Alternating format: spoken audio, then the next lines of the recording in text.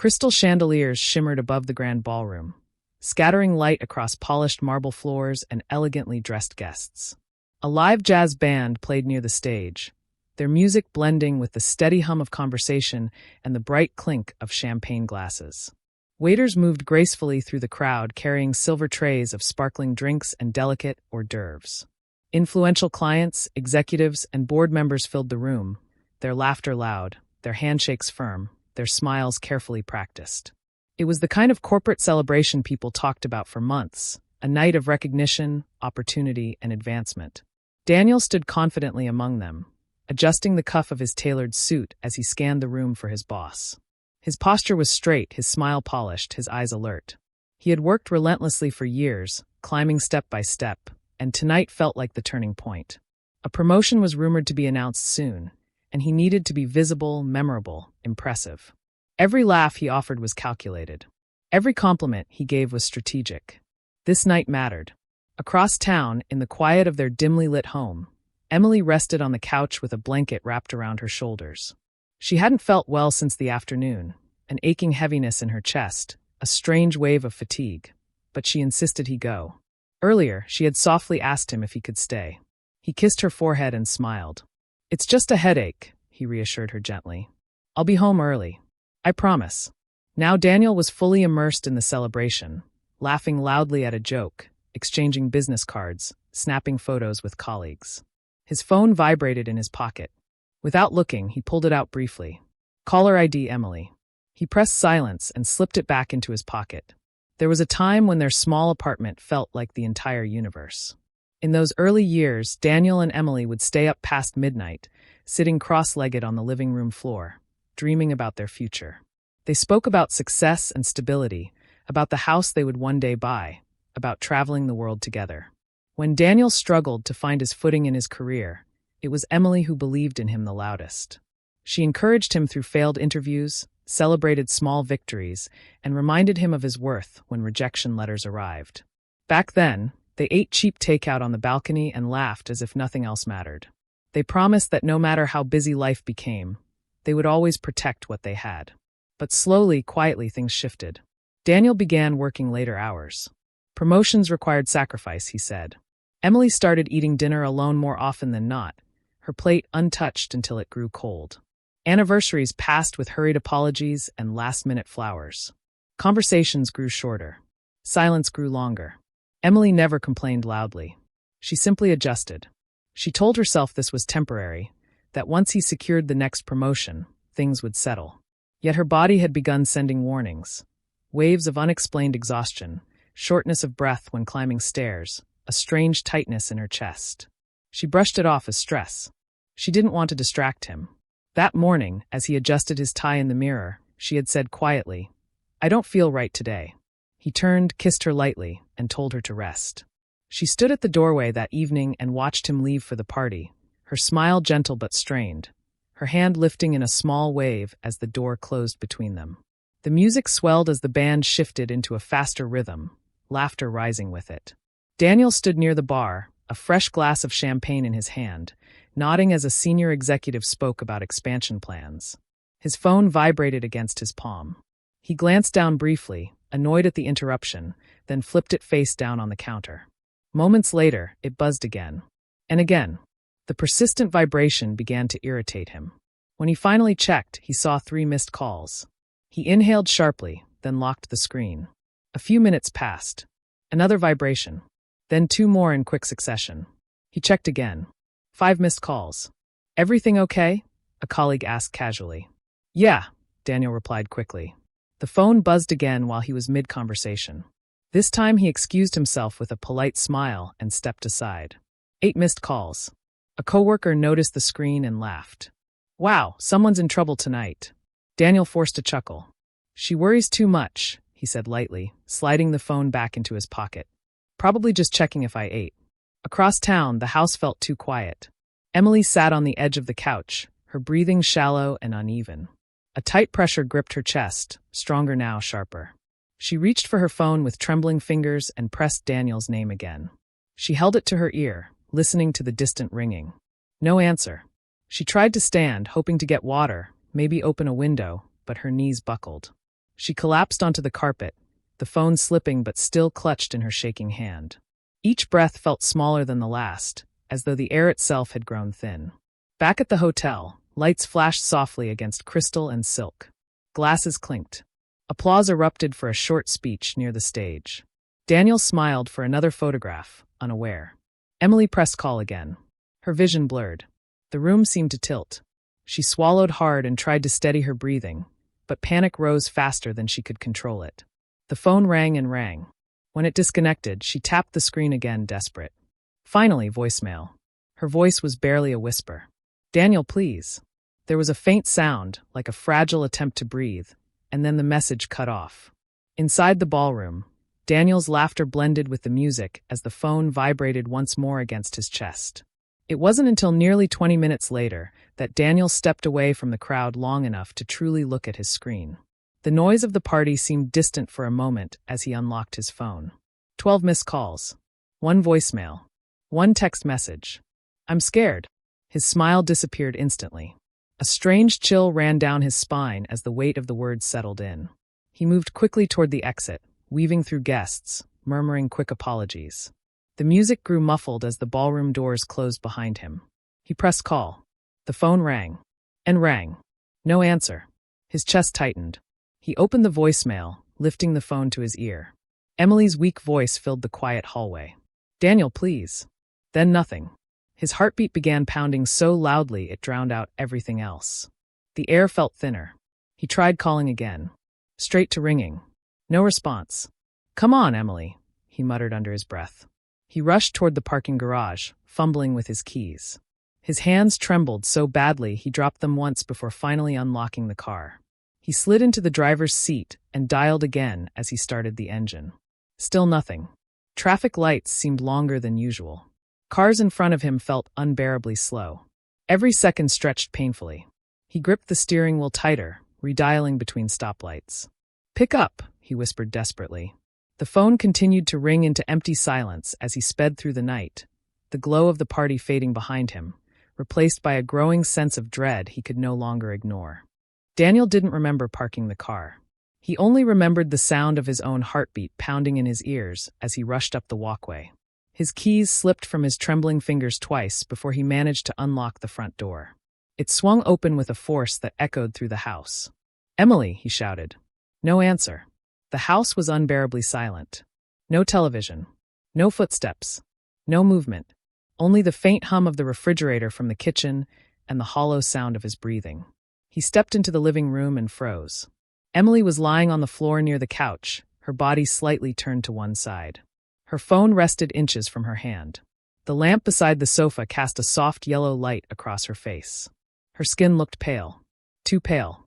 "Emily," his voice cracked. He rushed forward and dropped to his knees beside her. Her eyes were closed. Her lips were slightly parted, as if she had been trying to say something. He touched her cheek. It felt cool beneath his shaking fingers. "No, no, no," he whispered. He shook her shoulders gently at first. "Emily, wake up." When she didn't respond, he shook her harder. "Emily, please." Her body remained still. The silence in the room pressed against him, suffocating. His hands fumbled for his phone as panic fully took over. He dialed emergency services, his words tumbling over each other. "My wife, she's not breathing. I think she's not breathing. Please hurry." He placed the phone on speaker and tried to follow instructions, pressing his hands against her chest, counting compressions through tears. "Stay with me," he begged between sobs. "Please stay with me." Sirens wailed in the distance, growing louder. The paramedics rushed in with urgent efficiency, gently moving him aside. One began chest compressions. Another prepared equipment. Commands were spoken quickly, medically calmly. Daniel stood against the wall, shaking uncontrollably. Clear. A jolt. Nothing. More compressions. Another attempt. The room felt frozen in time. Then a long, steady sound filled the air.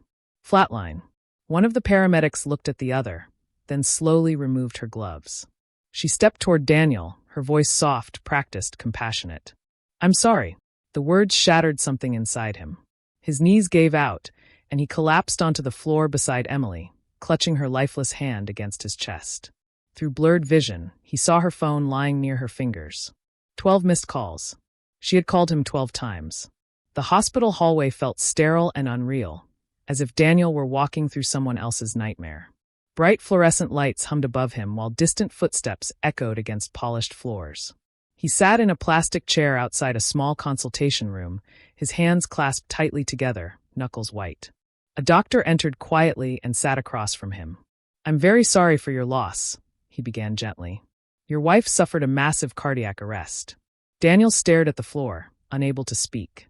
The doctor continued, his tone careful. "In some cases, if treatment is administered immediately, if emergency care is reached in time, there can be a chance of survival. But cardiac events like this can escalate quickly." "Immediately," Daniel repeated faintly. "There were warning signs," the doctor added softly. "Chest discomfort, shortness of breath, fatigue." "Did she mention anything like that?" Daniel's mind replayed the morning. "I don't feel right today." The party flashed before him. Bright lights, laughter, champagne glasses raised in celebration. The jokes. The photographs. The way he had silenced his phone without thinking. "I'll be home early," he had promised. Guilt settled heavily into his chest, almost physical in its weight. Hours later, he sat alone in his car in the hospital parking lot. The world outside moved normally, cars passing, people walking, but his felt completely shattered. With trembling fingers, he opened the voicemail. "Daniel, please." Her voice was weak, fragile, frightened. He pressed the phone against his forehead and closed his eyes as the sound of her saying his name echoed in the quiet darkness around him. Rain fell in a steady, colorless curtain, soaking the cemetery grounds and turning the grass a deeper shade of green. Black umbrellas dotted the landscape like quiet shadows. The sky was heavy and gray, as if it too carried something it could not release. Daniel stood near the casket, barely aware of the people forming a line to offer condolences. Their voices blended into a soft murmur of, "I'm so sorry, and she was such a kind woman." Everything felt distant. He noticed the muted tones, black coats, pale faces, red eyes. A framed photograph of Emily rested on an easel beside the flowers. She was smiling in it, sunlight catching in her hair, her eyes warm and alive. The image felt almost cruel in its contrast to the reality before him. As guests leaned closer to speak quietly to one another, fragments of whispers drifted through the damp air. She called him. "I heard she tried so many times." He was at some big party, wasn't he? He didn't answer? Daniel couldn't tell whether the words were truly spoken or formed inside his own guilt-ridden mind. But they echoed all the same. He kept his eyes lowered, hands clasped tightly in front of him. The rain mixed with the tears on his face until he could no longer tell the difference. Each sympathetic glance felt like silent accusation. Each pause in conversation felt heavy with unspoken judgment. His gaze returned to Emily's photograph. He remembered the countless evenings she waited at the dining table, her plate untouched until he arrived, if he arrived. The way she would smile softly and say, "It's okay, I know you're busy," even when disappointment flickered behind her eyes. The way she brushed aside her own discomfort, insisting she was fine. And that final moment at the door before he left for the party. "Drive safe," she had said gently. He had been chasing recognition, chasing a title, chasing applause. Standing there in the rain, watching the casket slowly lowered into the ground, Daniel understood with painful clarity that none of it mattered now. The promotion, the praise, the polished image. Success meant nothing in a world without her. Days after the funeral, the house felt emptier than ever. The silence pressed against Daniel from every corner. He sat at the kitchen table with his phone in his hands, scrolling through old messages he had once skimmed past without thought. "I've been feeling a tightness in my chest lately. Probably just stress. Don't worry, I'll schedule a checkup." He kept scrolling. Appointment reminder notifications appeared in their shared calendar. 2 had been canceled. 1 marked reschedule later. He couldn't remember asking her about any of them. His throat tightened. Further back, he found a message from months ago. "I got short of breath walking upstairs today. It's strange." He had responded hours later with a thumbs-up emoji and "get some rest." His chest felt hollow. Then he noticed a draft message saved but never sent. "I wish you were here more." The words blurred as tears filled his eyes. Later that evening, he found her journal tucked inside the bedside drawer. He hesitated before opening it, as if crossing a boundary. Inside, her handwriting flowed neatly across the pages. She wrote about missing him, about being proud of him, about hoping his hard work would bring him happiness. She wrote about lonely dinners and quiet nights. She wrote about not wanting to burden him with her health worries because he already had so much pressure. "I love him too much to hold him back," one entry read. That was the moment Daniel finally broke. Months passed, but time did not soften the edges of Daniel's grief. It simply reshaped it. The sharp shock of loss settled into something heavier, quieter, always present. The office that once felt like a battlefield he was determined to conquer now felt hollow. The applause, the metrics, the endless meetings, they sounded distant and unimportant. When the long-anticipated promotion was finally offered to him, Daniel surprised everyone by declining it. "I need to step back," he said simply. Colleagues were confused. Some assumed burnout. Others whispered speculation. But Daniel no longer cared about perception. The version of himself that lived for validation had been buried alongside Emily. He reduced his hours. He stopped attending late-night networking events. He stopped measuring his worth in titles and bonuses. Instead, he began volunteering with a local heart health awareness organization. At first, he worked quietly, setting up chairs, distributing pamphlets, helping coordinate small community events. But eventually, someone asked him to share why the cause mattered to him. Standing in front of a small audience one afternoon, his hands trembled as he told them about Emily. He spoke about the warning signs, the missed calls, the voicemail he would carry with him forever. "Answer the call," he said, his voice steady but filled with emotion. "No meeting, no party, no deadline is more important than the person who's trying to reach you." The phrase stayed with him. It became something he repeated often, both to others and to himself. He visited Emily's grave regularly, sometimes weekly, sometimes more. He would sit beside the headstone, brushing away leaves or rainwater, speaking to her as if she were simply listening from another room. "I'm trying to do better," he would whisper. He told her about the people he met, about the lives that might be saved through awareness. He apologized more times than he could count.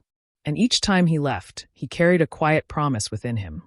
To live in a way that honored her love instead of neglecting it. One evening, long after the house had grown still, Daniel sat alone in the living room. The same couch, the same lamp casting a soft yellow glow. His phone rested in his hands, heavier than it should have been. He hadn't played the voicemail in weeks. For a long moment, he simply stared at the screen, thumb hovering over the message. His reflection looked older now, thinner somehow, shaped by experience he would never undo. He pressed play. "Daniel, please." Her voice filled the room again, fragile and distant.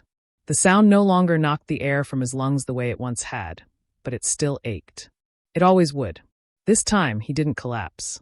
He didn't sob or curse the silence. Instead, he closed his eyes and held the phone gently against his chest. "I'm here," he whispered into the quiet. The words came too late to change the past, but they carried intention for the future. He understood now that success without presence is emptiness. That pride without compassion is blindness. That ego can be louder than love if you let it. Careers can be rebuilt. Reputations can recover. Opportunities return in different forms. But the people who love you do not. Sometimes the most important call you will ever receive won't look urgent. It won't flash with warning signs or dramatic alarms. It will simply be someone you love, reaching for you. And sometimes, the difference between regret and gratitude is whether you choose to answer.